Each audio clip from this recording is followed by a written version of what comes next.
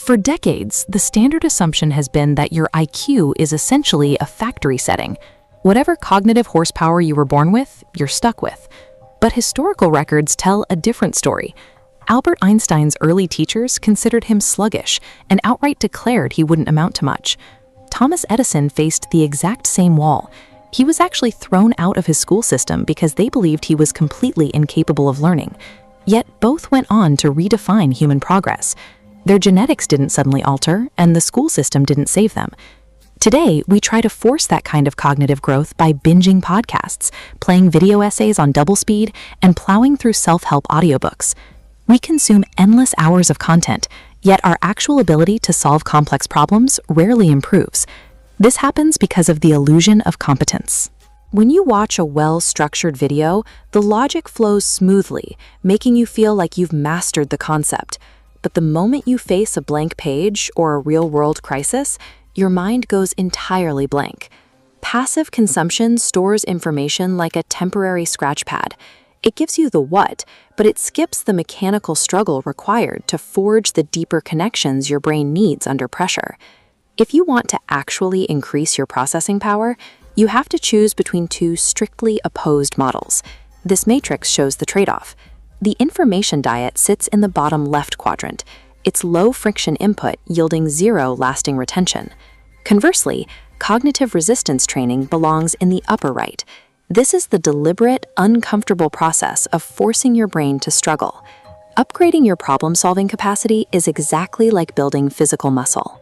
It is a biological process demanding high mental friction, targeted failure, and structural recovery to force the brain to forge new, dense physical connections. Shifting your routine away from a comfortable diet and toward active resistance training is the only scientifically proven mechanism to alter how your brain operates. The first habit of resistance training is unplugged thinking. Neuroscience shows us that to become sharper, the brain requires periods where it processes existing data without any new external input. Einstein understood this instinctively. He would go for long, solitary walks for hours at a time, bringing 0 books, 0 notes, and 0 external information. Trying this today triggers immediate dopamine withdrawal. Walking in total silence for 20 minutes feels agonizingly boring at first, but enduring that discomfort provides the necessary space for the brain to stop reacting and start synthesizing its own high-level insights. The second habit is mastering the struggle phase. When you face a complex puzzle, you have to force yourself to attempt it, fail, and retry multiple times before you ever ask for the solution. The specific act of making an error and being forced to reevaluate your approach is the exact biological trigger that thickens your neural pathways for future problem solving. Many modern professionals fall into a trap here. They think instantly Googling the answer saves them valuable time, completely missing that skipping the struggle prevents the actual learning from taking root.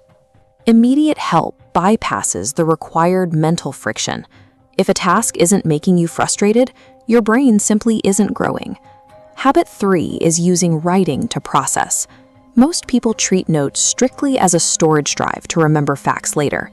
The actual mechanical benefit of manually writing out your thoughts is that it forces your brain to hit the brakes. It slows down your overthinking speed and demands intense, unified focus on a single concept at a time. Of course, writing out a complex thought requires massive mental energy. It is infinitely harder than just letting another video autoplay in the background. Habit 4 is cross-disciplinary learning. Highly intelligent people intentionally study topics that sit completely outside their daily professional lane. By forcing the brain to find connections between completely unrelated ideas, you build the secret engine behind fast, highly adaptive thinking. Stepping into a completely foreign subject means you have to actively embrace feeling totally incompetent. It bruises your ego, which is why most people avoid it entirely.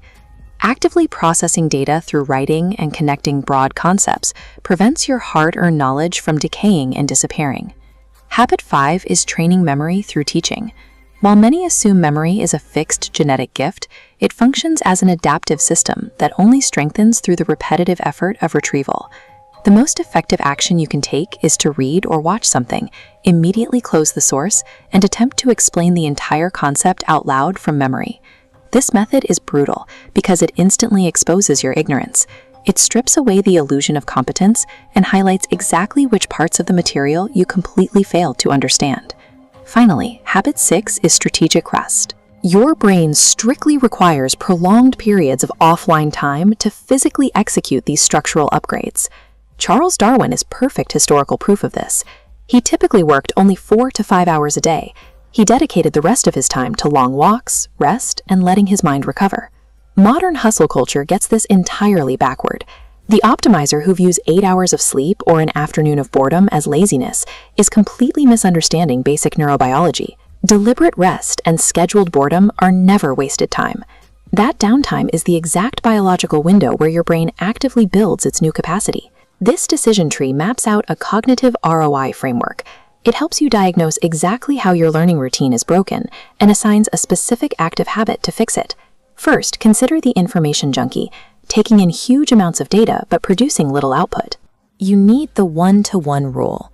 Mandate that every hour of passive listening is matched with 30 minutes of unplugged silence or focused journaling. The time-poor professional reads fast, but suffers zero retention. Stop filling commutes with audiobooks. Wrestle with problems in silence. The overworked optimizer facing burnout must trade 10 hours of passive cramming for 4 hours of deep struggle and scheduled boredom. You cannot consume your way to a higher IQ. To become sharper, you must change the amount of friction you use to process the world.